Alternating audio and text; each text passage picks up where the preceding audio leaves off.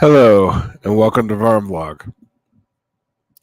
And I'm not sure who really needs to hear this. Um, and I'm not sure how long my voice is going to have hold out for me to say it. But the project of socialism is much larger than your discourse about it, which sectarian groups you're condemning or celebrating on any given day, your immediate support or denial of this or that foreign agency, or even your protesting. Protesting can have successful effects. Some of them are knock-on effects, even as I've talked about. But what you often don't need to limit yourself to is what everyone's stances are on a given thing.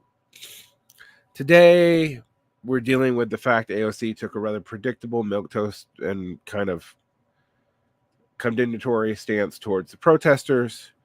That shouldn't surprise anybody. And it's not just because she was a Ted Kennedy staffer, or I always point that out. It's because it's pretty clear where her bread is buttered. And for all the people in the DSA talking about holding your electeds accountable, those electeds have to actually be yours. You needed to have a program for them to sign on before you endorse them. You needed to have a minimum standard more than the platforms that the DSA has, some kind of coherent means, and you needed to have both money and numbers. The DSA didn't have a lot of money, and while 100,000 can sound like a lot, and it is a lot for an influential group, an influence group, it is not enough votes because it is diffuse to really change the situation. These aren't new points. These are old points. They've been made a million times. I'm just putting them together for you.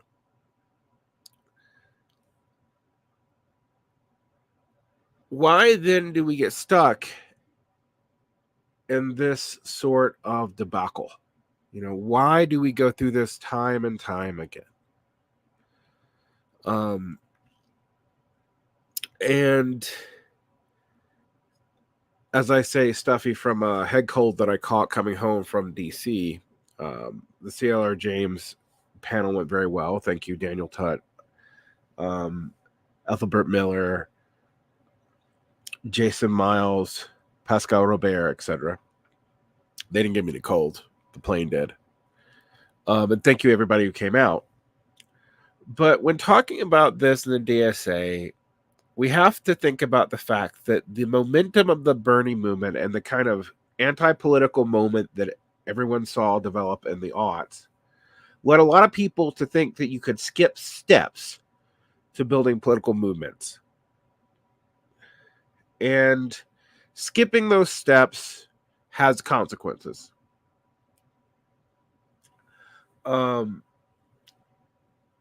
Endorsing people before you have a program of endorsement doesn't make a lot of sense.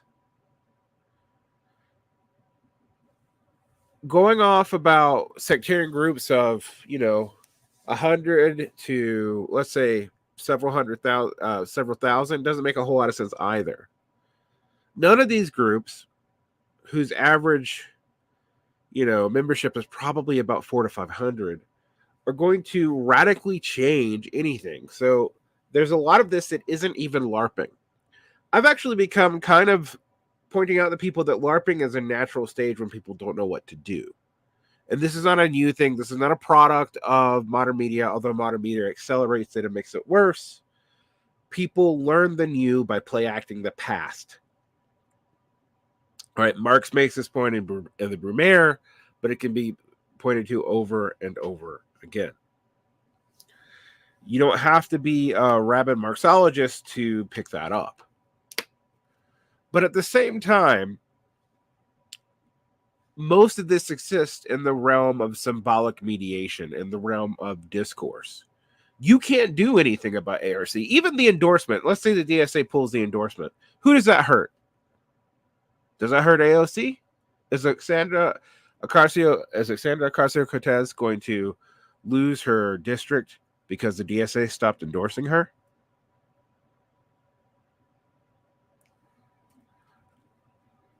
I've recently made a tweet that you should neither be a sucker nor be disloyal. So you should be careful who you sign up to. And I speak to this because my own history. I help all kinds of different groups. People often assume that I agree with certain groups or disagree with certain groups on this channel because I help people. I usually partially agree with them. And one thing I don't think people should be doing, as I said in another video recently, is trying to censor everyone, no platform everyone, and pretend like they have sovereign power when they don't. This idea that you can sit out on the discourse entirely because somebody has some part of their position that you think is reprehensible leads you to often misunderstand how people can build up counter discourses and even counter institutions to you. I mean, liberals for years thought if they shut it out the right-wing think tanks, that the right-wing think tanks would not become prominent. Oh, that was a mistake. Now we have this reversal to activist media, which has not helped anyone, in that now no one trusts the media at all. But what do they have to build on? Now, perhaps it's not a bad thing. Perhaps they shouldn't have trusted the media in the first place. I don't know. Actually, I do know. They shouldn't have. But nonetheless, it's been replaced with nothing because social trust right now is really low. Why is social trust so low? That's another question.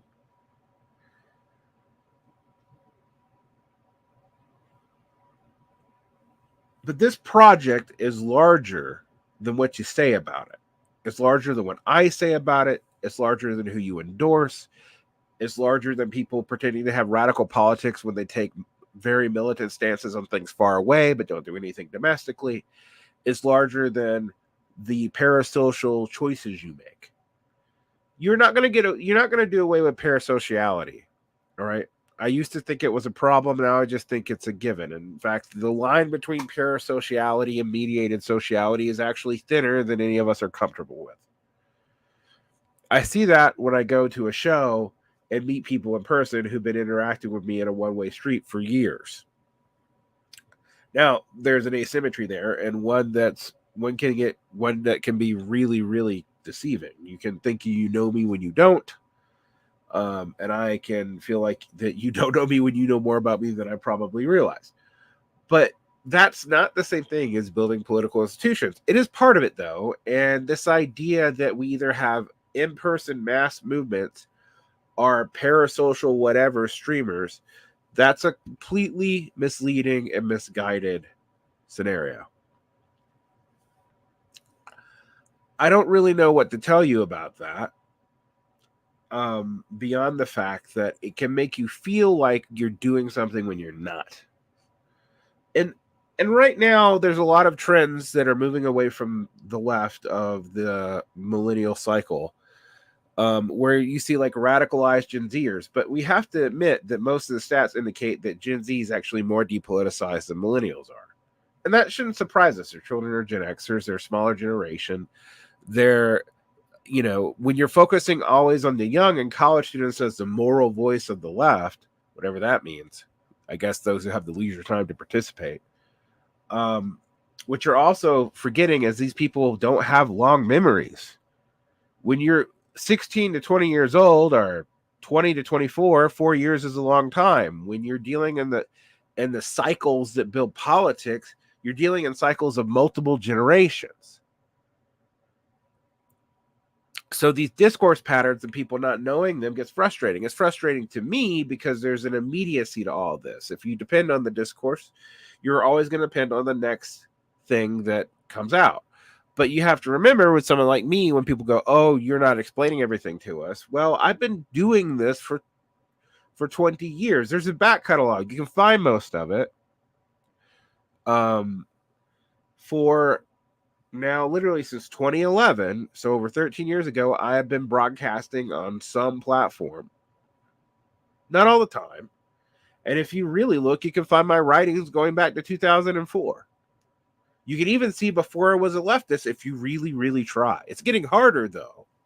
The internet's immediacy bias is also being reflected in the searches, and the searches can confound you. So you add this with the fact that the left usually focuses on young people for good reason in some ways. Like I said, it's not just a leisure time. It's also passion. You can see why this becomes a problem, right? Which is why you need social reproduction tools used well to help correct that problem. My job is not to tell young people what to do. My job is to give young people a cultural memory so that they can make better decisions than we did. I'm already a middle-aged man.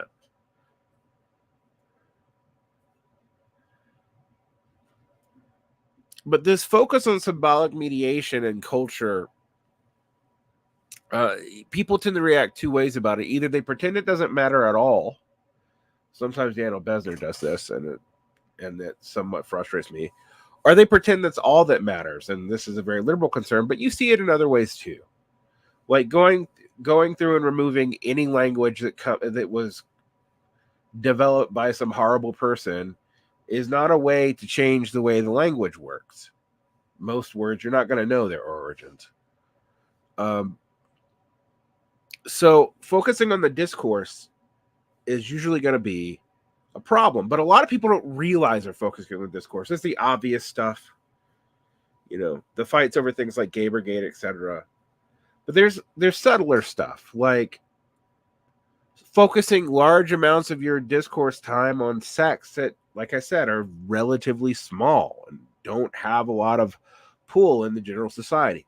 Not actually looking at how logistic chains work, not looking at standard bourgeois politics and economics and trying to keep up with it when you're making predictions, because it's easy to be wrong. These numbers and stats change very quickly. I still hear people talking about offshoring, and people assume that the stats that they see now are somehow eternal and apply back into the past. This is hard. Society is a complex thing. Well, it's not one thing, actually, and that's one of the other problems here. But nonetheless, as you can see, my voice is fading. So I'm going to give you a second to ask questions, and we'll see if this stays on for very long tonight.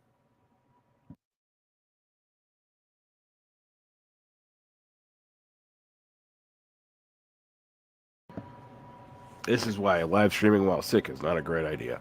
All right.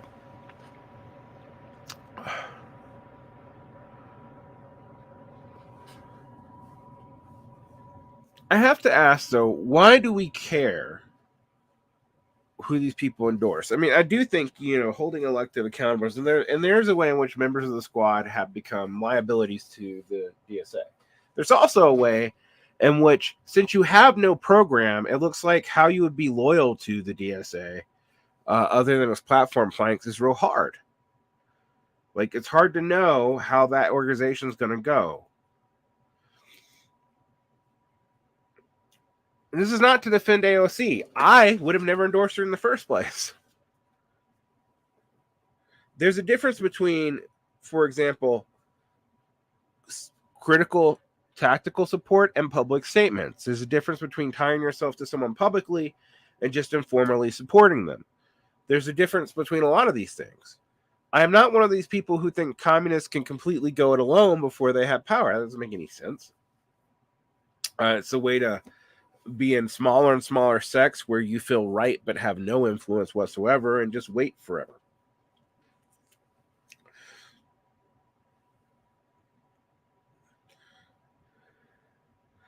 Bhaskar asks, this is completely unrelated to what I'm talking about. Why is everyone so nonchalant about the possibility of nuclear war?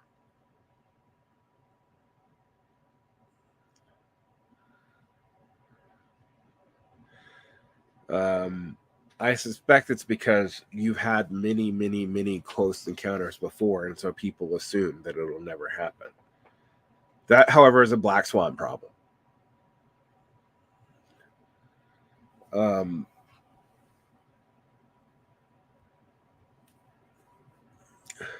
So I suspect that's why.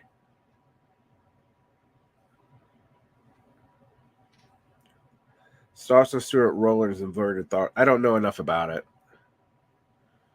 I haven't read it. I don't tend to like totalitarian frameworks, period. I don't think, one, the idea that you can totally mandate and control everything is kind of ridiculous. But also, two, there is a way in which the organizational, structures of which society reproduces itself are totalizing anyway. So, monolithic concepts of totalitarianism tend to be thoughts of MAGA communism. I don't have any. I've talked about it before. If you want to, if you think the correction to tailing Democrats is tailing Republicans, then you have learned very little. Let me rephrase that. It's just inverting the enemy.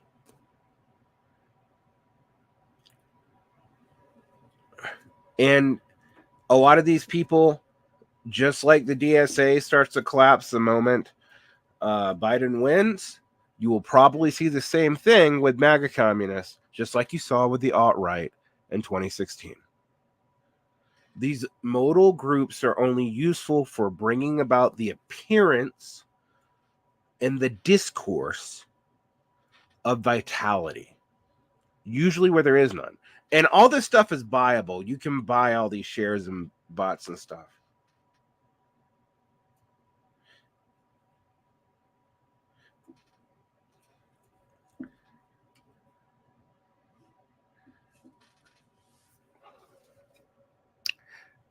Lenin laughed at jingoistic socialist in the International. If you want to be a yellow card socialist, go be it somewhere else.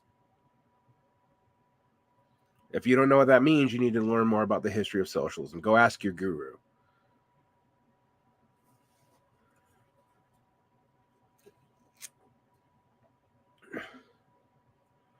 How do you feel about social surveys with teens? It feels to me a way to get parents in older society in a panic.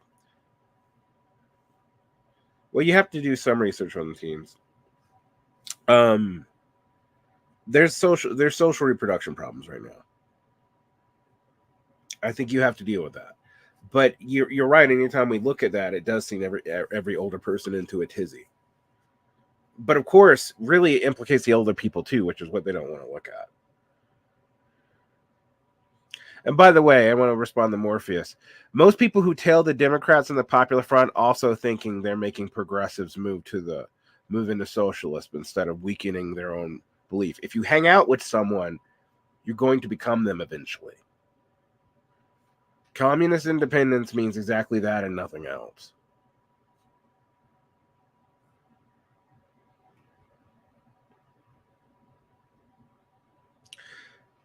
Everyone's stuck in the past, though.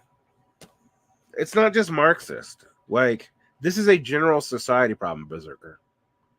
I think you're right that Marxists really have kind of invented an inverted utopia of turning back to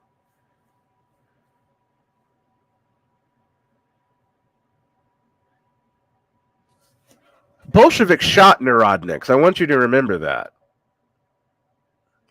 Yes, there was a relationship there.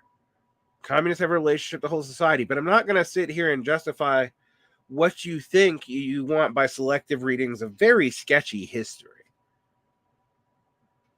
By the way, also, the Narodniks shot the Bolsheviks first. So this idea that there was some kind of copacetic development that led to some organic populism is nonsense.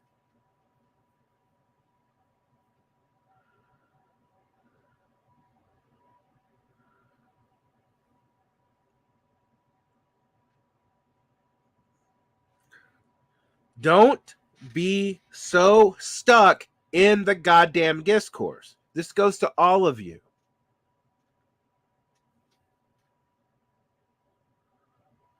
This is across the board, peeps.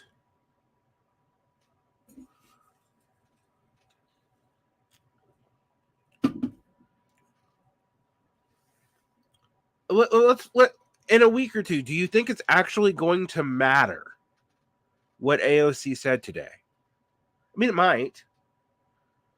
But considering the faith that the public has in Congress these days and AOC's general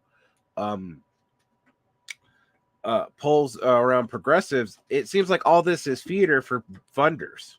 So why do you care so much? The DSA made the mistake in endorsing someone before they had any programmatic reason for an endorsement. And they don't have the money or the votes to discipline them. So it's just like, okay, the DSA pulls their endorsement. So fucking what? Who cares? This is why doing things prematurely has a cost. By the way, the MAGA communist person, I'm not interested in like filtering everyone out and throwing everyone out. I think that is an unfortunate development. In fact, I think all populism is an unfortunate development. It's class collaborationist necessarily. All right. But who isn't a class collaborationist these days? So if I hold you guys accountable, especially, I mean, I'm assuming you're a MAGA communist, and don't hold anyone else accountable, then what am I doing? Right? I'm picking the opportunists that I want in a kind of friend-enemy distinction way. But I talked about the problems with that. I don't have sovereignty. That friend-enemy distinction doesn't mean anything.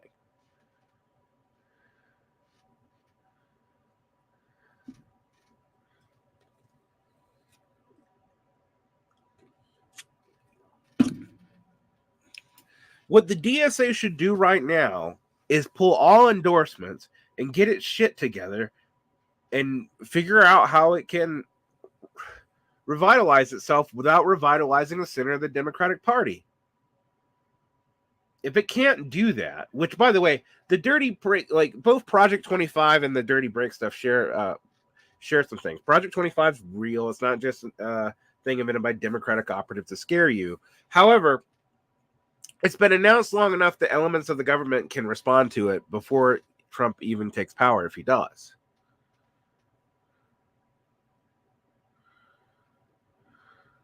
Rank and file union members of the AFL-CIO are going to be scolded to vote under Biden in the threat of loss of the Wagner Act, NLRA. Yeah, except it's not going to matter who they vote for. That's a Supreme Court issue.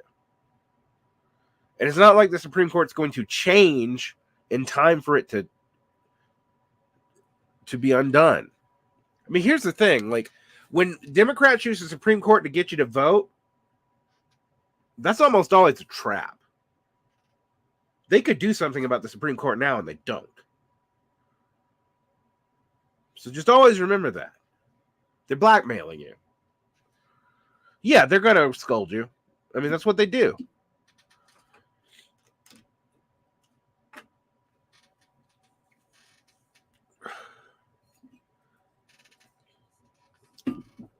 All of these groups. One thing I will say about Sean Fain, and I think a lot of his praise has been premature. I think a lot of his condemnation has been premature as well. He does at least have a fairly rank and file long-term strategy.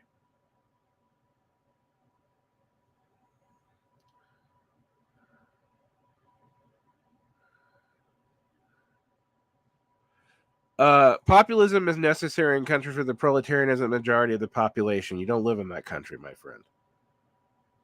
Like, you are misusing categories to justify your own already existing opinion. MAGA people aren't peasants.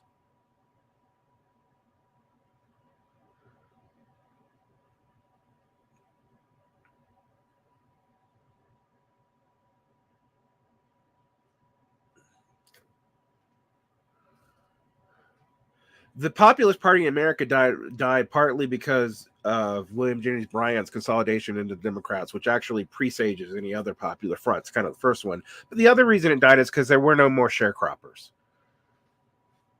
Sharecropping became an unviable economic form in the beginning of the 20th century.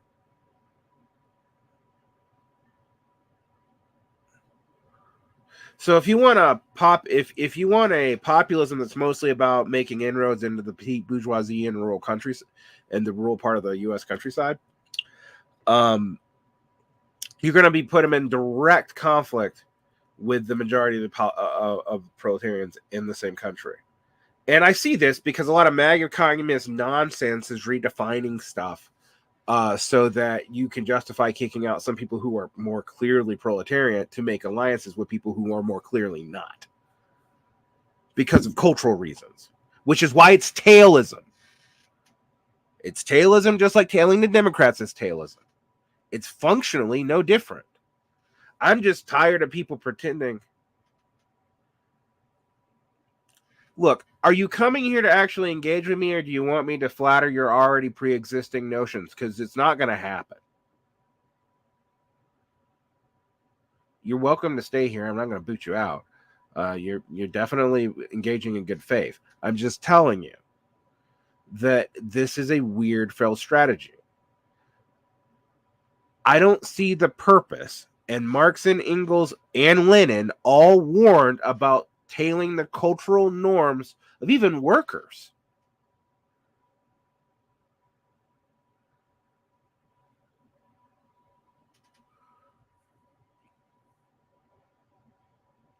I've read most of the stuff that you guys cite, and I know that you cite it wrong. So I don't like go listen to your great con.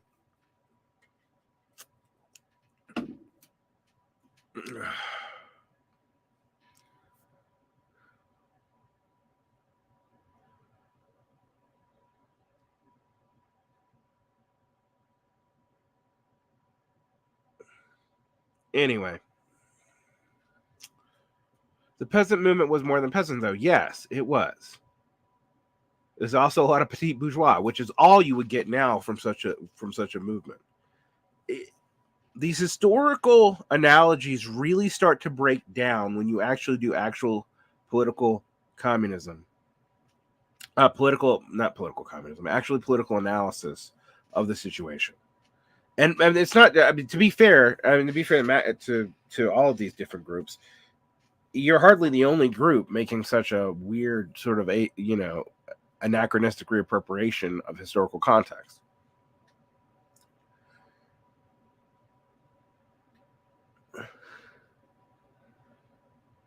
I'm not basing my opinion off of online left social cues. I'm basing my opinion off of what you cite,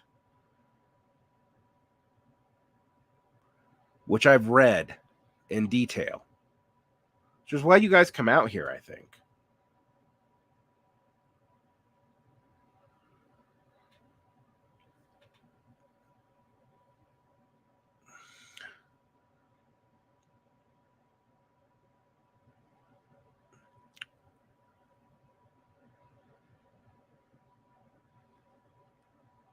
Anyway, we're not going to get distracted by all this. I've answered your stuff. People, if you want to read the sources, read it. I'm not going to condemn anyone from reading anything. This idea that all this stuff is thought contagion, that people can't handle reading it, I think that's really unfortunate and premature. Actually limits people's ability to engage with this stuff.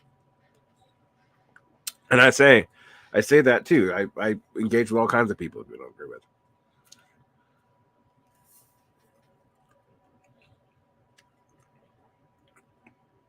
All right. Any other questions?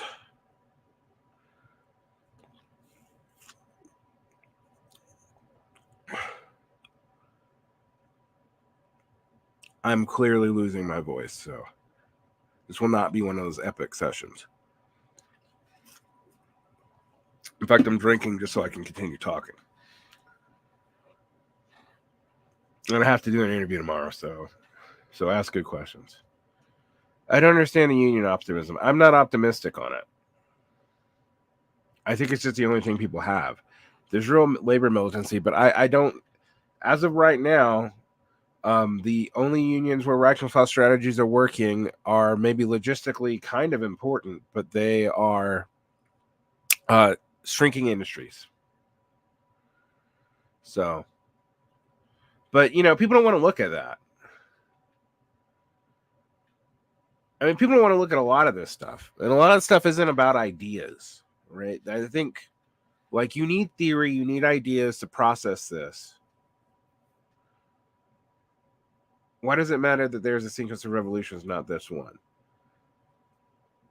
Well, you would need to have the developmental capacities, but most of those questions are 19th century questions, Blunderbird. Bourgeois revolutions were about 19th century revolutions.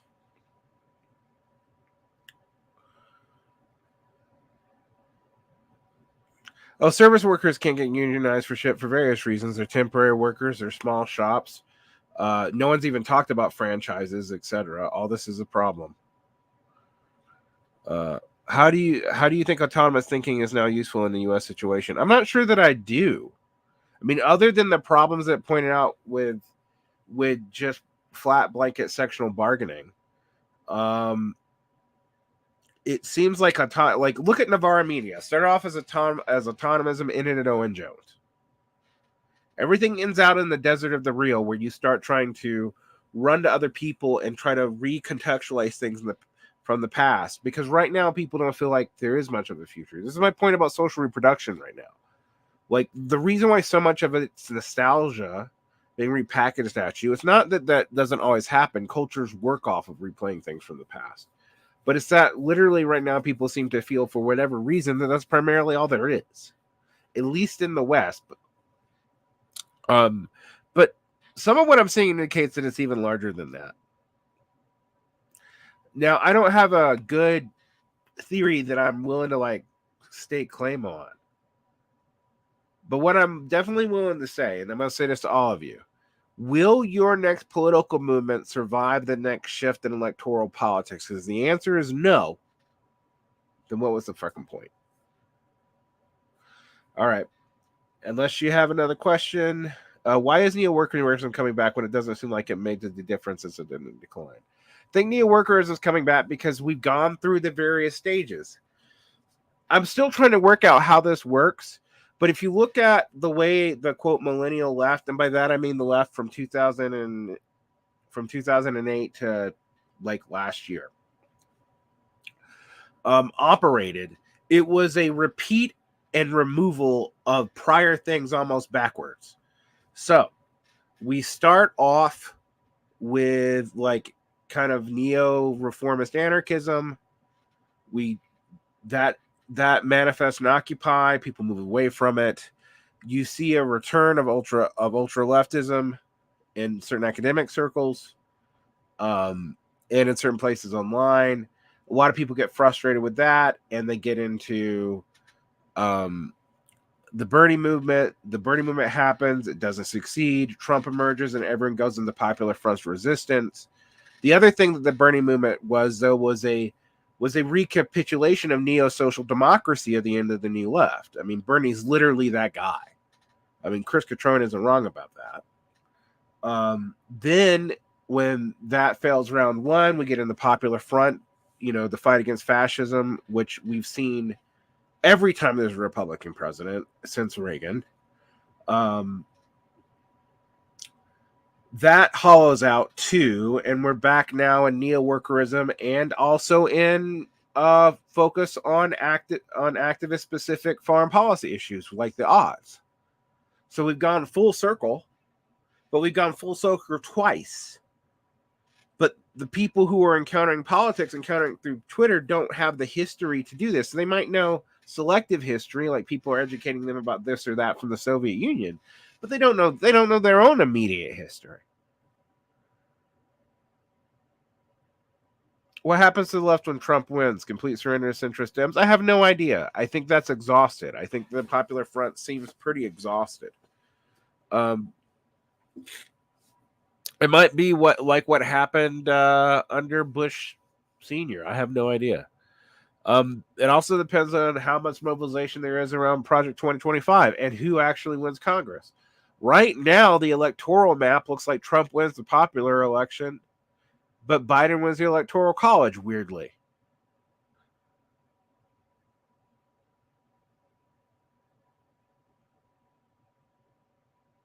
So I have no idea what happens. The left has more influence in the past decade than it likes to admit. And it's actually its abrogation of that influence is actually partly as a way of denial of its own responsibility in aggregate. Although, again, when I say the left, we should always be careful with that, because you can talk about the left all the time. Like I talk about why I'm not, why I don't consider, when I talk about left communism, while I have certain fidelity to certain ideas from it, the idea that we're only in the left of capital and there's some kind of left outside of that is, to me, idealism, particularly in Europe or the United States, because there is nothing other than capital here. There's no Comintern to be left of. There's no international to be left of. There's no program to be left of. The context of the meaning of those relationalities is gone. And this is true for a lot of things. This is true for populism. Like, this is true for different forms of class collaboration, which will probably bottom out in just nationalism, at the point where national sovereignty is actually quite weak. You will notice that if you actually read right-wing multipolarity stuff, they're not talking about national sovereignty. You're talking about civilizational sovereignty, and that's because they kind of realize national sovereignty is that weak.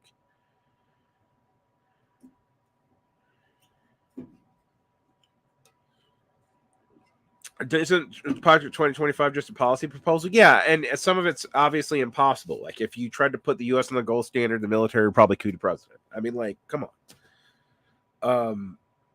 It's both real and not that substantive. Just like the dirty break was real and not that substantive.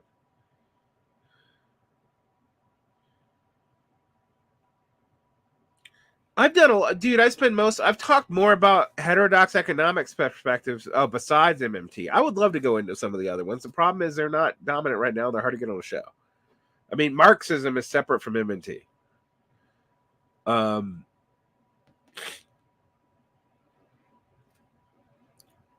mean,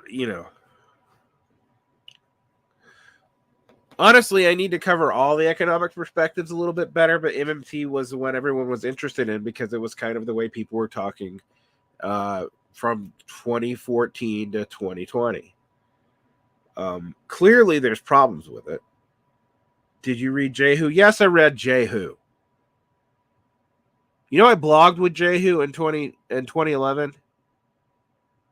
Jehu called me a fascist for believing that fiat currency was a thing. I mean, come on. What a fucking joke. If your economic perspective comes from Ron Paul and not the Grandessa, I don't know why I have to take you particularly seriously.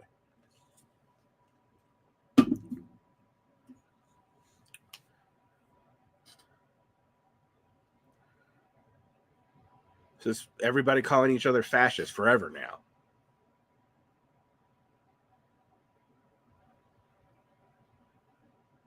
When people tell me something is the way,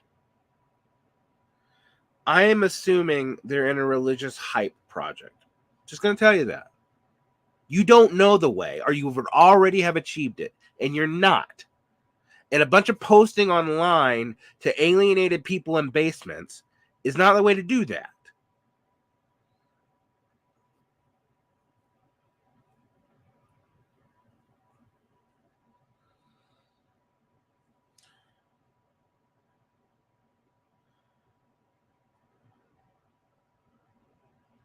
No one knows the way. Yeah, Jehu is a communist, is free time and nothing else guy. He was soft on the alt-right in 2008, too.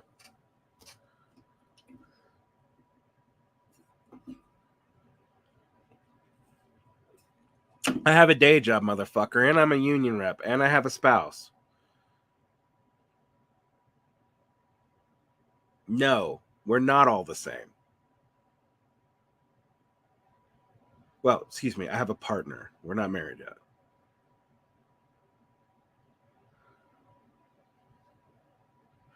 What I am not is someone without any responsibilities sitting in a room imagining that I have the way out of the future.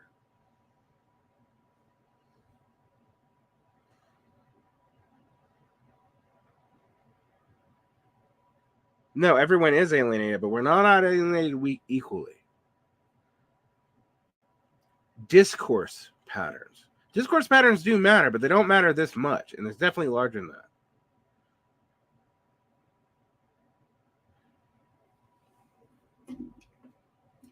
If you want to go citing mystics, go ahead.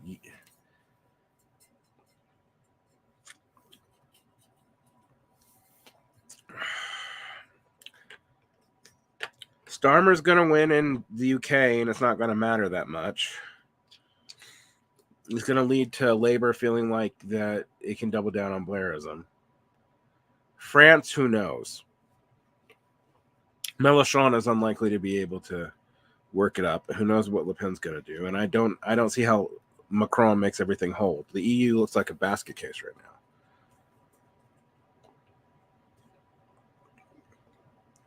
now. Don't call me dude. All right.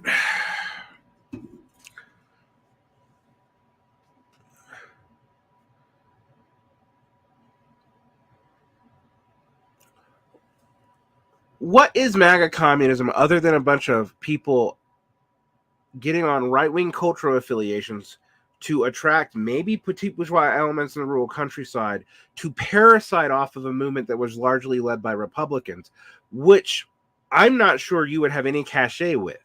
I don't see why that's going to work. You don't have to call me Mr. either. Just don't call me dude. Dude implies an informality we do not have.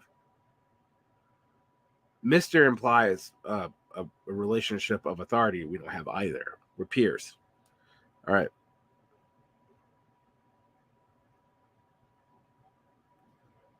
Yeah, I agree with David Gonzalez. There is no independent MAGA movement. So trying to separate that off from the GOP is a problem. Anyway, meta-religious structures is actually emergent because people don't understand how symbolic mediation works. And by the way, the problem with the category is that religion doesn't actually make that much sense. Not that meta-religion doesn't actually make that much sense. What we call religion seems to be kind of arbitrary, largely based off Christianity.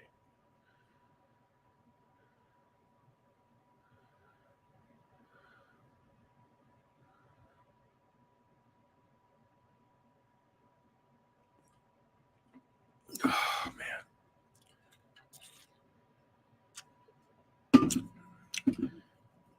You can tell that Twitter has gone in a certain direction because the nature of my comments has changed now that I got back on it.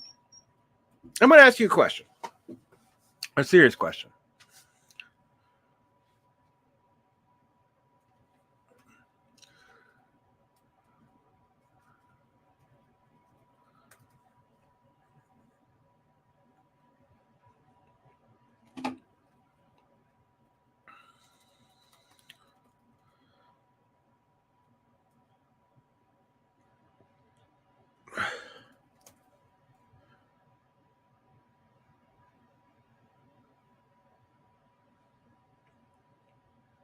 How is a movement going to dominate when you can only get about 213 people to give enough money to it to support a Patreon?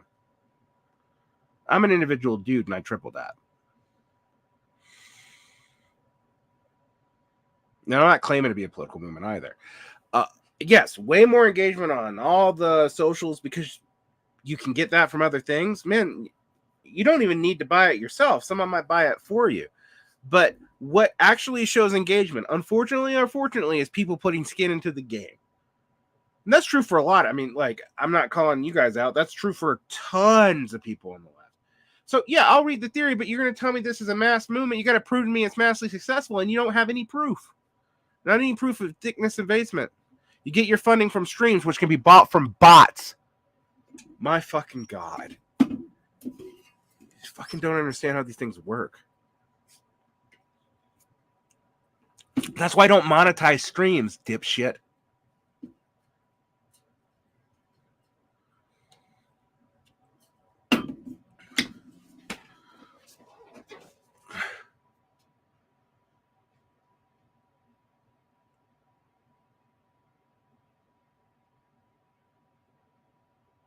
Oh, yes, now the trolls come.